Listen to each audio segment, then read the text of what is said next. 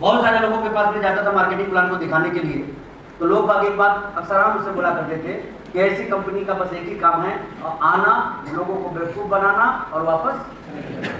तो 20 साल मैंने इसलिए आपको बोला है कि डायरेक्ट सेलिंग इंडस्ट्री के अंदर यदि कोई बंदा आके आपको बोले कि मैं एक कंपनी में 20 साल से काम कर रहा हूं, इसका मतलब बंदे में नहीं बल्कि कंपनी में दम।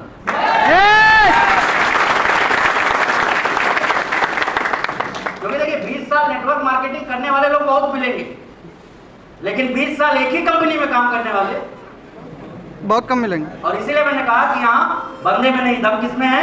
कंपनी में। कंपनी में है। तो आज मैं बड़ा देखिए खुश नसीब मानता हूँ अपने आप को इस मामले में कि मुझे दुनिया के 8वें अजूबे के ऊपर बात करने का मौका मिलता है, जिसको मैं आरसी बिजनेस बोलता हूँ। यस। मैं आया नहीं बल्कि बिठाया गया था, मुझे भी बिठाया गया था और ऑर्डर के थ्रू बिठाया गया था। मैं लाचार था, मेरे पास कोई दूसरा विकल्प नहीं था, क्योंकि जब मैं स्टूडेंट था तो मुझे किसी ने बताया था कि पार्ट टाइम काम करके आप अपने पॉकेट मनी को थोड़ा सा बढ़ा सकते हो। तो मैंने इंश्योरेंस का काम, मैं कंपनी वगैरह का नाम नहीं लूंगा, लेकिन मैंने इंश्योरेंस का काम शुरू किया था और उसी के सिलसिले में मैं मेरे अंकल के पास गया हुआ था। लेकिन अंकल ने बोला कि 11 बजे इस जगह पे पहुंच जाओ। उस जगह के बाहर कुछ समझ में नहीं आया, लेकिन जब अंदर गया तो 1000 लोगों की भीड़ थी। वहां 1000 लोगों की भीड़ में एक बात मेरे समझ में बिल्कुल नहीं आ रही, और वो ये कि जो भी एक स्टेज पे आते थे ना, वो अपने सभी लोगों से करते थे। जी हाँ, ताली बजाइए। अच्छा, एक बार तो मुझे लगा कि यहाँ लाके जैसे मैं इसका गुलाम हूं, जो कहेगा वही मैं करूंगा। लेकिन हद हो गई। जो भी आता था ना, वो इतना एक्साइटेड होता था। जब क्या होता है कि देखिए, जब तक हम किसी चीज को पसंद नहीं करते हैं ना, तो सारी चीजें हमें फालतू ही नजर आती हैं। तो ऐसा ही मेरे साथ में था। मुझे ना बिजनेस से कोई मतलब था, ना मैंने इस बिजनेस का नाम पहले कभी सुना था, और ना मैं इस बिजनेस को करना चाहता था। तो जितनी भी एक्टिविटीज उस प्रोग्राम के दरमियान हो रही थी, मुझे वो सारी की सारी बेकार लग रही थी, नागवार लग रही थी। लेकिन मैं फिर भी बैठा हुआ था, क्योंकि बैठने के पीछे एक डर था। जिस व्यक्ति के कहने से बैठा था, उस व्यक्ति से मुझे पॉलिसी लेना था, और मुझे मालूम था कि यदि उनको पता चल गया कि मैं बीच में से प्रोग्राम से बाहर निकल गया तो मेरे हाथ से पॉलिसी निकल चलिए मैं आपको बताऊं, 19.5 साल में मिलिट्री हुई आर्मी बिजनेस में, तब जब कहा जाता है कि लोगों को खेलने खाने की उम्र होते हैं। और मैं परम पिता परमेश्वर को तहे दिल से धन्यवाद देता हूं इस बात के लिए, जो बात लोग 70-80 साल की उम्र में नहीं समझ पाते, वो 19.5 साल की उम्र में मेरे समझ में आया।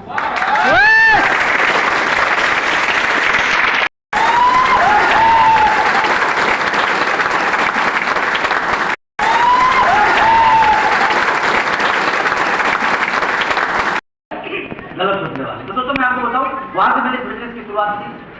कई बार बड़े अजीब अजीब से घटनाएं मेरे लाइफ में होने शुरू हुए, तब जब मैंने इस बिजनेस को करना शुरू किया।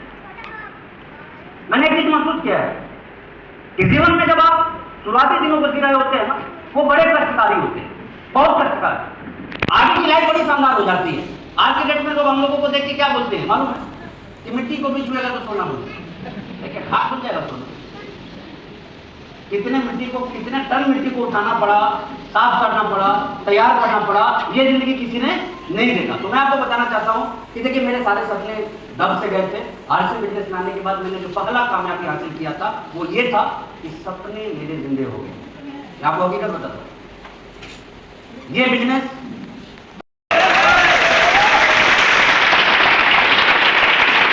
से बाहर जाते हुए, लेकिन ये बिजनेस मेरे समझ में आ गया था और मैंने संकल्प ले लिया था कि मुझे इस बिजनेस को करना है। ये घटना जो घटी है, मैं आपको वो बस थोड़ा सा बताना चाहता हूं कि प्रोग्राम में बैठे बैठे तब ये बिजनेस मेरे समझ में आ गया, मुझे पता नहीं चला। मुझे आज भी ध्यान है कि शुरुआत के लगभग 40-50 मिनट तक मैं परेशान रहा उस प्रोग्राम के लिए, लेकिन अगले चंद मिनटों में मैं कब तैयार हो गया आरसीएम करने के लिए, कब मैंने संकल्प ले लिया कि अब आरसीएम ही करना है, और कब मेरे जीवन के गड़े हुए सपने जाग गए, मुझे पता नहीं चला। लेकिन मैं इतना जानता हूं कि लास्ट में जब प्रोग्राम की एंडिंग हुई, लोगों के जीवन में क्या परिवर्तन हुआ ये मैं नहीं जानता, लेकिन एक व्यक्ति वहां बदल चुका था, एक व्यक्ति का सपना जाग चुका था, एक व्यक्ति की उम्मीदें बढ़ गई थी, और वो कोई और नहीं, आज आपके सामने खड़ा है। आपने सपने देखने शुरू कर दिए तो उसको हकीकत में बदलने से दुनिया की कोई ताकत रोक नहीं पाएगी। ये चीज यहाँ अपने सबकॉन्शियस माइंड में सेट करके रखिएगा सारे के सारे लोग, क्योंकि आज से बिजनेस के अंदर मैंने जो चीज महसूस करी है, आज जितने भी कामयाब साथी होंगे आप इनसे मिलिए, पूछिए कि सर क्या जब आपने पहली बार आरसीएम का प्लान देखा था तो आपको लगा था कि आप जो जिंदगी आप जी रहे हैं वैसी जिंदगी में आप पहुंच जाएंगे? जवाब होगा ना। मैं खुद के आपको बता रहा हूँ, जवाब क्या होगा? ना। फिर ये यहाँ कैसे पहुंचे? वजह एक ही है, इस तरह के प्रोग्राम में, इस तरह की ट्रेनिंगों में, माहौल में वो अपने आप को हमेशा लाते रहे और अपने सपनों को मजबूत करते रहे, जिसके दम पे वो वहां पहुंच गए। क्या होता है कि जिंदगी में आप मजा कीजिएगा, मुंह में दांत नहीं रहेगा, पेट में आंत नहीं रहेगा, तो क्या मजा?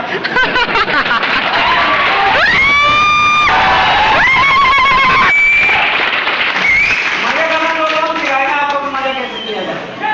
लेकिन ओवरऑल पैसे कमाने का सबसे, या मेरे पिताजी क्यों चाहते थे कि मैं नौकरी करूं? आप में से कोई बता सकते हैं? क्योंकि आप भी तो चाहते हैं कि आपके बच्चे नौकरी करें, चाहते हैं, मैं राइट हूं? क्यों चाहते हैं? धमकाते हैं, कई सारे पेरेंट्स धमकाते हैं अपने बच्चों को कि नहीं कुछ करोगे तो भीख मांगोगे। क्या करोगे? भीख मांगोगे। अच्छा, वो बोला था कि पैदा कीजिए, बताइए। और धमकाने वाले को? पिताजी। तो जब धमकाना ही था तो लाना ही नहीं था। ये कौन सी बात है? एक तरफ पैदा कर दिया, दूसरी तरफ धमका रहे कि भीख मांगो। अरे भीख वो अपने कर्मों की वजह से थोड़ी मांगेगा, आपके कर्मों की वजह से वो मांगेगा। नहीं समझ में आती आरसीएम क्यों करना है, ये बात बहुत सारे लोगों के समझ में नहीं आती। आएगी, मैं आपको खुल के बता दे रहा हूं, आएगी 2050 के बाद, 2070 के बाद, 2080 के बाद, और आपके बाद आपकी अगली जनरेशन को, उनके बाद उनकी अगली जनरेशन को। अरे हर किसी के समझ में ये बिजनेस आना है, अभी आपके समझ में सिर्फ एक वजह से नहीं आ रहा है, और वो वजह क्या है? आप अपने आप को आज भी भीड़ में खड़ा रखे हो। कहाँ? भीड़ में। कहाँ? भीड़ में। फिर से रिपीट कीजिए, कहाँ? भीड़ में। 80% लोग वही काम पसंद करते हैं जो ज्यादा लोग किया करते हैं, और ज्यादा लोग क्या किया करते हैं? जॉब। सब तकलीफ में है यहाँ। मैं आ रहा था, अभी पंकज सर बता रहे थे, ये देखिए सर धूप में पसीने बाहर आ रही है।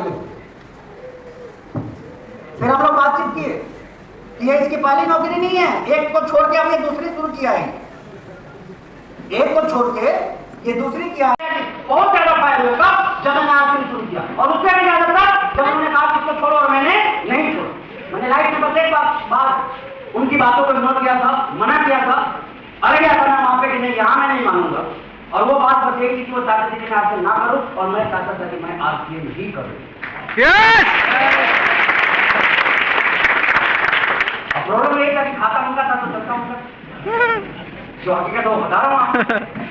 भाई मैं विद्रोह करवाने नहीं आया हूँ, याद रखिए, लड़ाई लगवाने नहीं आया हूँ, मैं बस विवेकपूर्ण डिसीजन आप कैसे ले सकते हैं अपनी जिंदगी में, वो बताने आया हूँ। क्योंकि इंसान जो कुछ भी अपने जीवन में होता है ना, वो अपने जिंदगी के लिए और निर्णय की वजह से होता ही, हमेशा याद है।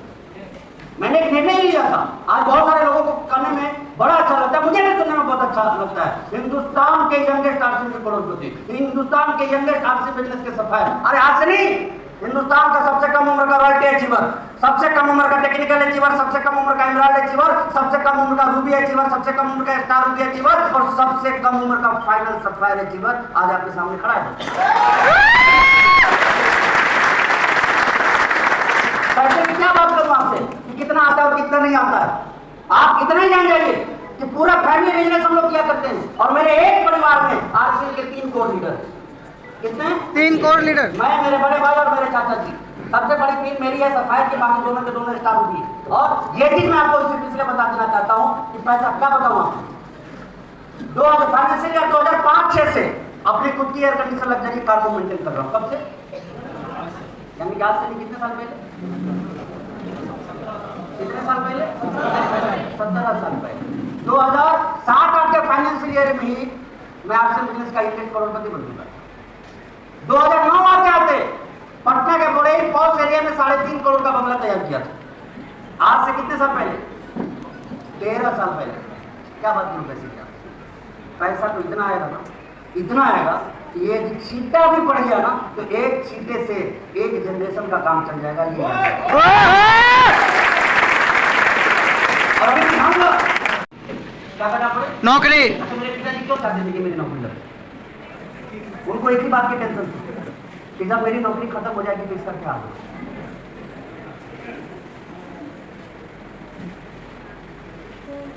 इतना कुछ होने के बाद भी उनके समझ में ये नहीं आ रहा था कि गलत काम वही कर रहे। मैंने सोच लिया था वहीं पे, बात समझ में आ गई थी, बीमारी पकड़ में आ गई। और वो बीमारी क्या थी? काम का गलत चुनाव ही एक इंसान को जिंदगी में पीछे रखता है। और लोगों की आदत क्या है, वो वही काम को करना पसंद करते हैं जिसे दुनिया करना पसंद करती है। राइट। और दुनिया में अमीर ज्यादा है गरीब ज्यादा? गरीब। जो वो करते हैं वो करते रहिए, गरीब बनते रहिए, और जो अमीर करते हैं वो करते रहिए, अमीर बनते रहिए। यानी कि सीधा सीधा मैसेज है कि आप जब तक इन लोगों से अलग नहीं करेंगे, इन लोगों से अलग नहीं बनेंगे। ये याद है। मुझे बड़ा गर्व होता है इस बात को लेके कि दादाजी और पिताजी मिलकर पूरी जिंदगी में जितना नहीं कमाए थे, उतना तो साल 2 साल 3 साल का आर्थिक बिजनेस लेके आए। मेरे पिताजी छुट्टी नौकरी पे जितना ऐश नहीं किए, उससे ज्यादा ऐश अपने बच्चे के काम पे करते हैं। और ये सब चीजें क्यों हो पाई है? इस सिस्टम की वजह से, इसकी ताकत की वजह से। आगे मैं आपको बताऊं, 40-40 साल तक हम काम करने के लिए तैयार हो जाते हैं बिना किसी बड़ी संभावनाओं के। हम सभी को मालूम है क्या होगा, गुजारा होगा। यहाँ पे क्या होगा? क्या होगा? गुजारा। प्रॉब्लम मालूम क्या है? हमें चीजें बड़ी ठीक ठाक इसलिए लगती है ना, तो हम जो कंपैरिजन करते हैं ना, वो हमेशा अपने से गरीब के साथ करेंगे। मोटरसाइकिल रहेगी तो साइकिल वाले से ही अपना कंपैरिजन करेंगे, कार वाले से नहीं करेंगे।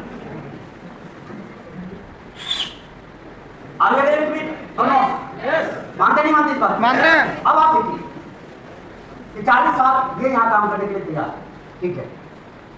कहाँ गए सर? हाँ, कितने साल हो गए काम करते हुए? 15 साल हो गए ना, और कितने साल लीजिएगा? 20 साल और। इसको बोलते हैं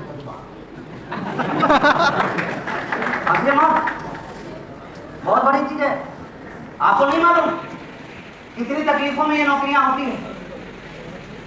बैठे ये जो कहानी मैंने मेरे पिताजी की बताई ना, ठंडी गर्मी बरसात से आपके साथ होता ही नहीं होता है?